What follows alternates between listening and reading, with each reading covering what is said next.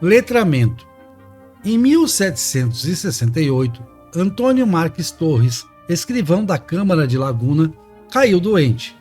Meses depois, os vereadores informaram o acontecimento ao governador da capitania, instalado em Desterro, atual Florianópolis, junto com a resposta a uma carta anterior da autoridade maior, justificando com humilde sinceridade o motivo da demora das notícias. Com Torres doente, ninguém pôde ler a carta do governador, tanto menos escrever-lhe resposta. Exceto pelo escrivão, os moradores, incluindo seus representantes eleitos, mal sabiam assinar o nome, eram analfabetos. Afonso Toné, historiador entusiasta dos feitos bandeirantes, foi o responsável pela criação do brasão atual do município de Laguna, em Santa Catarina. O lema do brasão, de 1932, é Ad Meridiem Brasiliam Duxi. É justo. Da vila catarinense, colonizada por paulistas a partir de 1776, partiu o primeiro fluxo colonizador de Viamão, núcleo do futuro Rio Grande do Sul. Graças principalmente aos lagunenses, deu-se a expansão brasileira a terras inicialmente pertencentes à Espanha. Em negociações com os índios minuanos, os povoadores de origem paulista foram responsáveis pelo estabelecimento da criação de gado na campanha gaúcha, dando início a uma das mais representativas tradições brasileiras. Em Viamão, entre 1760 e 1798, o letramento parecia ser um pouco melhor. Dos irmãos do Santíssimo Sacramento, a elite viamonense, 78% assinaram o nome nos termos de ingresso. Havia gente da metrópole e comerciantes rio-grandinos entre eles.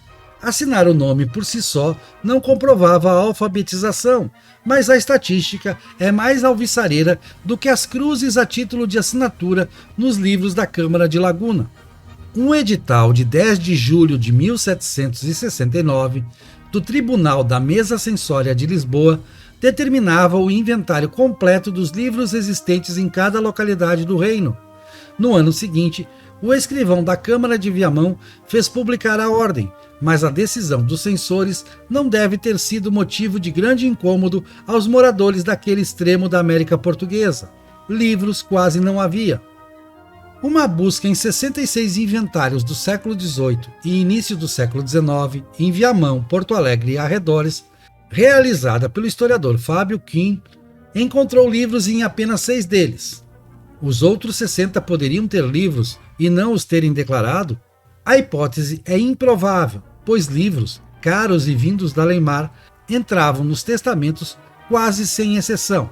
Ora, os 66 testados eram a elite econômica local, boa parte dela nascida na metrópole ou nos Açores, e mesmo os 6 proprietários de livros tinham ao todo 75 exemplares, 43 deles pertencentes a um único indivíduo, Antero José Vieira de Brito. De Laguna a Porto Alegre, o letramento era uma ciência desconhecida, paradoxalmente admirada. O capitão Francisco Pires Casado, um dos homens mais importantes de Viamão, foi elogiado por ser versado na língua latina e dado à leitura dos livros. Ser letrado, ao lado de ser conquistador de novas terras, era motivo para obter privilégios, títulos de nobreza, ao mesmo tempo em que se esperava da nobreza da terra um mínimo de letramento. No entanto, dos 1.753 alunos brasileiros que chegaram a estudar em Coimbra em todo o século XVIII, apenas 25 eram do Sul, a maioria de Colônia do Sacramento, no Rio da Prata. Os egressos do ensino superior, uma vez retornados ao Brasil, tinham em geral acesso a cargos públicos e a boas oportunidades de carreira, principalmente no direito. Na economia das mercês, os feitos intelectuais, as demonstrações de erudição, só não eram mais recompensados do que os feitos militares. No caso de Laguna e do continente do Rio Grande, territórios de constantes guerras de conquista, evidentemente os guerreiros eram ainda mais valorizados, a ponto de justificar a negligência com as letras. Não há notícia de se ter instalado uma escola em Laguna ou Viamão no século XVIII.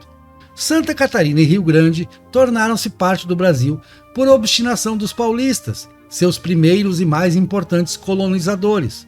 Esses, como qualquer português, louvavam a erudição, mas passavam longe dos livros.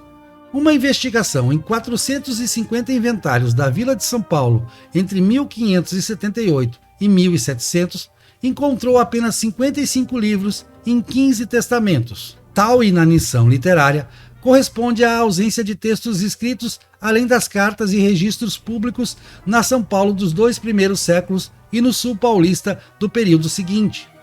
A história dos paulistas foi escrita sobretudo por seus inimigos jesuítas e, a partir de Pedro Taques Pais Leme e seus sucessores, como Afonso Toné, reescrita com doses de fantasia e anacronismo próprios da ausência de relatos coevos dos povoadores a quem se pretendia exaltar. O mesmo se dá no Rio Grande do Sul. Os historiadores paulistas, lagunenses e riograndenses preencheram as lacunas com heroísmo épico, na falta de uma narração original, necessariamente repleta de contradições, como se deu na Bahia setecentista e, antes, em Pernambuco batavo. Mais tarde, o Sul tornar-se a região mais letrada do Brasil, sobretudo por influência da imigração alemã. A tradição paulista, ou mesmo portuguesa, não ajudou muito. Nota 1. A tradução do lema do brasão de Laguna é "Ao Sul conduzi o Brasil". Nota 2. O ano de fundação de Laguna não tem comprovação documental insofismável. Alguns historiadores apontam como ano provável 1684 ou ainda mais tarde. Indiferente às controvérsias, Laguna comemorou o tricentenário em 1976. Nota 3. Coimbra era praticamente a única universidade de todo o reino. Existiu, de 1559 a 1759, a Universidade Jesuítica de Évora, voltada para estudos de teologia, porém, esta teve poucos estudantes brasileiros. As universidades de Lisboa e do Porto são do século XX.